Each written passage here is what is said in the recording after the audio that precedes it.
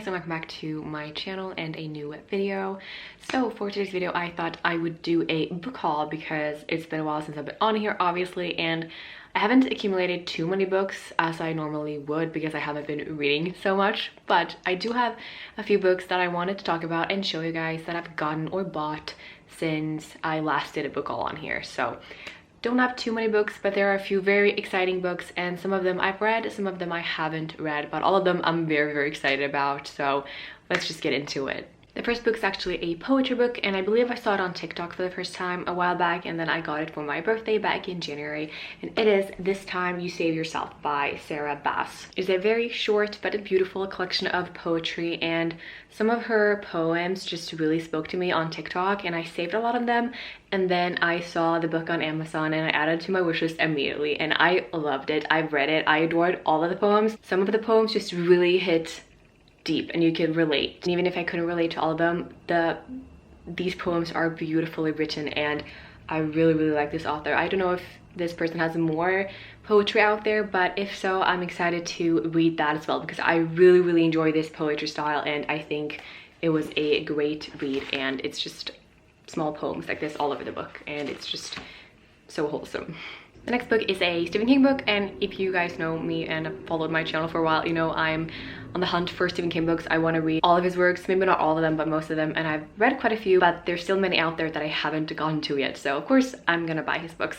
And this one is Full Dark, No Stars by Stephen King, and it's one of those newer releases, not newer releases, but newer covers, you know, the ones that line up to be a rainbow spine, and I think they're adorable, and I have a few of them now, so they look really gorgeous on my bookshelf.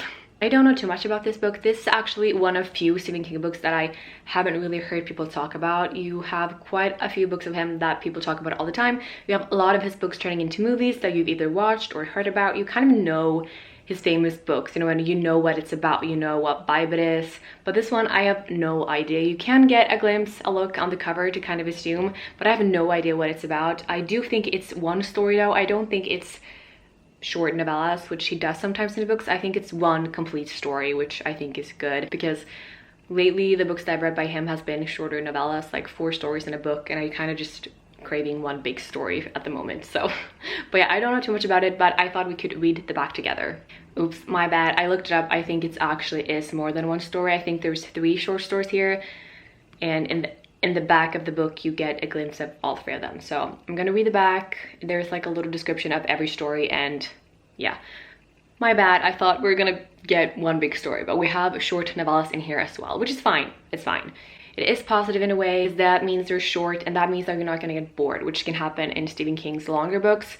So it's actually, it's a positive thing. I do enjoy his shorter stories as well because you don't get enough time to get bored, you know what I mean, because they're short. But sometimes they're too short because sometimes it ends very abruptly and you don't really know what the ending was. You don't really know what's going on, and you don't really get the answers that you wanted to, which obviously isn't great, and it makes me question things. But yeah, apparently there are multiple stories in this one. For a Nebraska farmer, the turning point comes when his wife threatens to sell off the family homestead in 1922. In A Big Driver, a mystery writer who has been assaulted by a stranger plots a revenge that will bring her face to face with another stranger, the one inside herself. In A Fair Extension, Dave Streeter gets the chance to cure himself from illness if he agrees to impose mystery on an old rebel. A Good Marriage sees the trust of long marriage dissolved when Darcy Anderson discovers a box containing her husband's dark and terrifying secrets, and now he's heading home. Okay, so it actually seems like we have 4 short stories. We have one called 1922, one called Big Driver, one called A Fair Extension, and then the last one called A Good Marriage. So yeah, my bad, we do actually have multiple stories in here. And there's always something about the number 4. He always has 4 short stories in his books. I recently read If It Bleeds by Stephen King, and there it was 4 short stories. And I believe in different seasons, it's also 4 short stories. I think that's something he does, like if it's multiple stories, there are 4. Which is, yeah, but I'm excited. I don't know anything about them, but they all sound intriguing, and I'm excited to start this book eventually. The next book I bought is also a Stephen King book, and that is the Tommyknockers by Stephen King. It's also the newer version with the beautiful spine. So this is one of his really famous works. I've heard many people talk about this. I've always heard the name. I've always known that there's a book out there by Stephen King that's called the Tommyknockers, but I've never really read what it's about. I have no idea what it's about, and I've honestly like never really been interested in picking it up, but then I saw it at the bookstore and I was interested all of a sudden. It says it's a chilling science fiction story, which obviously sounds really, really cool. And in this one, I believe that there's one full long story. I don't think there is novellas in here. I think this is one long full story, and it's a pretty big one, so I really have to be in the mood to read this book. Yeah, let's read the back together. Everything is familiar, but everything has changed. Coming back to a little community is like walking into a nightmare for poet Jim Gardner. It all looks the same. The house, the furniture, Jim's friend Bobby, her beagle, even the woods out at the back. But it was in the woods that Bobby stumbled over the odd, part-buried object and felt a peculiar tingle as she brushed the soft earth away. Okay, sounds intriguing. Definitely sounds like a chilling science fiction story, and I'm so here for it.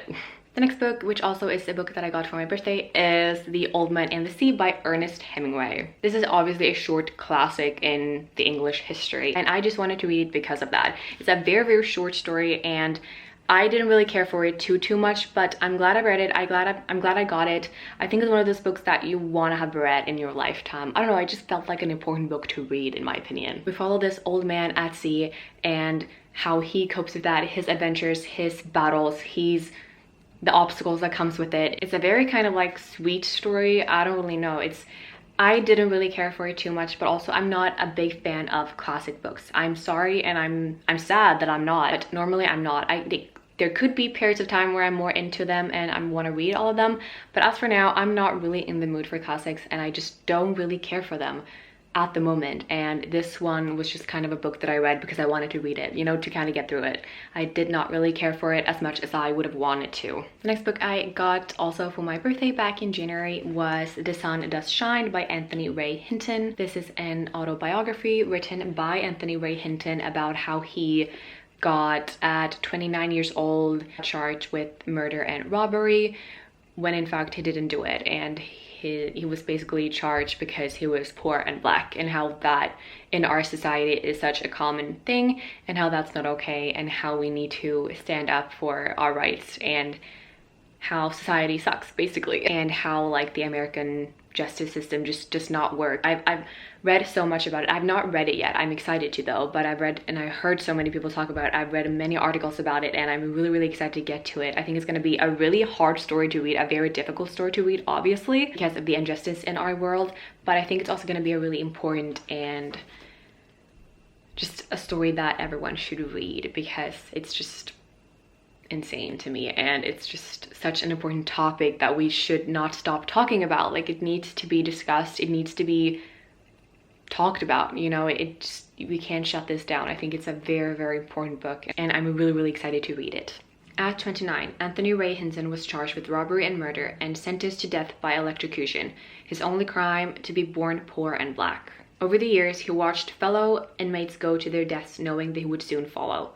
Hinton's incredible story reveals the injustices of the American legal system, but it also testaments to the hope and humanity in us all.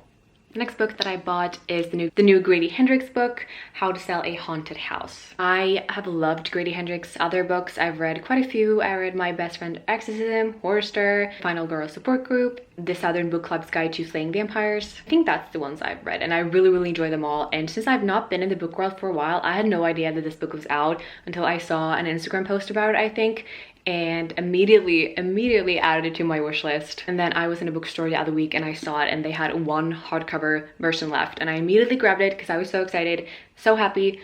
And I'm so excited to read it. I don't know anything about it, to be completely honest, but the thing with Grady Hendrix, he kind of writes horror books, right? Or like dark horror stories, but they're not scary in a way that's like scary. It's something about the books. They're kind of like written, there's comedy in the books, and there's like something make them not too scary, you know what I mean? And if they're scary in a good way, not in like a I can't sleep at night way. And I've adored the other books so much. I've enjoyed the stories, the characters, the settings, the everything, honestly, and I'm so excited to read this one. I've been putting off watching reading vlogs of people reading this because I don't want to be spoiled, but after I've read it, I'm gonna watch all of the reading vlogs that I've seen of people reading this book. I'm so excited. Let's read the back together. When Louise finds out her parents have died, she dreads going home. She doesn't want to leave her daughter with her ex and fly to Charleston. She doesn't want to deal with her family home, stuffed to the rafters with the remnants of her father's academic career and her mother's lifelong obsession with puppets and dolls. She doesn't want to learn how to live without the two people who knew and loved her best in the world. Mostly, she doesn't want to deal with her brother Mark, who never left their hometown, gets fired from one job after another, and resents her success. But she'll need his help to get the house ready for sale because it'll take more than some new paint on the walls and clearing out a lifetime of memories to get this place on the market. Some houses don't want to be sold, and their home has other plans for both of them.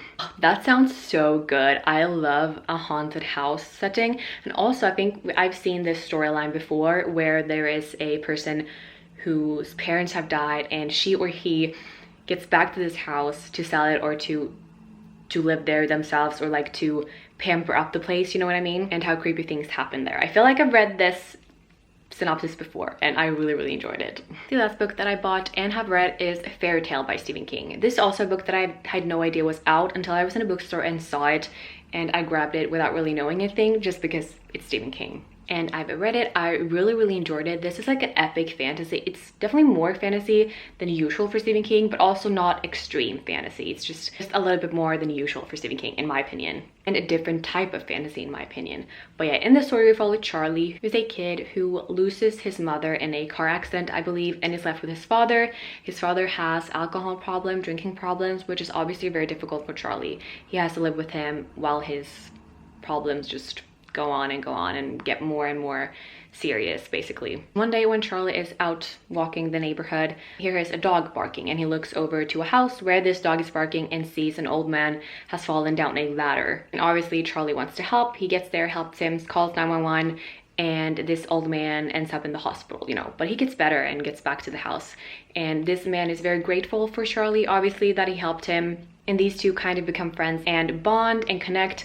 So Charlie helps him out after school, before school, kind of like walking the dog, cleaning the house, whatever, because after the incident, after falling off the ladder, he's obviously like, he got through it, but he's not doing so well. He's old and he had a big fall, so he needs help, and Charlie's willing to do it because he cares for this man. He feels like a responsibility to take care of him, though obviously like he doesn't need to, but he feels this responsibility to take care of this man, and it's like he can't stop. He just really wants to. So honestly, like all his free time goes to spend with this man, helping him out, which is really sweet and caring. And this man is kind of odd because no one really knows anything about him. No one knows what he did for work. No one knows anything. Everyone just knows that he's retired and he has a lot of money, but no one knows like what he used to do or anything, or about his family. No kids, no family, no nothing. It's a little bit mysterious. As Charlie gets closer to this man, he gets to learn a few of his secrets, and eventually this old man dies, and a lot more secrets are revealed, and Charlie explores and discovers a whole new world. That's all I can say. I don't want to spoil anything, but I thought it was really good and so fantastical and magical, which is usually not the case for Stephen King books. The only thing though, that it was pretty slow. You didn't get to like the fantasy elements until like the end of the book. It was a very long, almost like 70% of the book was Charlie and this old man bonding and like doing things together, and like him helping him out. Like, yes, you got a little bit of a backstory of like Charlie and his family, and you got to get to know Charlie's father a little bit, but it was very slow paced before you actually got to the part you wanted to get to, you know what I mean? And it was such a cool story. It was a little bit sad, like, yeah, but it was so good and magical, and I highly recommend it. Yeah, that was all the books that I've got or bought recently that I wanted to show in this book haul. Let me know if you've read any of these books or if you want to, and what are your thoughts on them. Please let me know. But yeah, thank you guys for watching, and I'll see you guys in one of my next videos. Bye.